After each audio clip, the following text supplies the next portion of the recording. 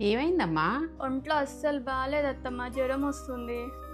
మరి ఎందుకు లేచావు? వెళ్ళి పడుకోపో. ఏమండి, అమ్మాయికి వేడిగా ఇడ్లీ తీసుకొని రండి. సరే. నేను కషాయం చేసుకొస్తాను, నువ్వు వెళ్ళి పడుకో. సరే అత్తమ్మ. అమ్మా సంధ్య, ఇగో ఇది తాగు.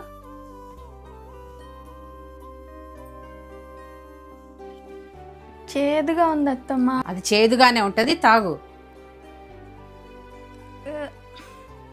వనజ, ఇదిగో ఇడ్లీ ప్లేట్లో పెట్టి తీసుకురా. తిన్న తర్వాత ఈ సిరప్ టాబ్లెట్లు ఇవ్వు. సాయంత్రం తగ్గకపోతే హాస్పిటల్కి వెళ్దామమ్మా. సరే మామయ్య.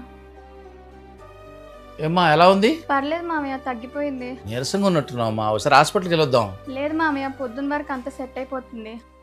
రామ్మా, వేడివేడిగా ఆవకాయ కలిపి పెడతాను, నోరు కొంచెం సెట్ అవుతుంది. రా, ఇక్కడ కూర్చుందురా. సరే అత్తమ్మ.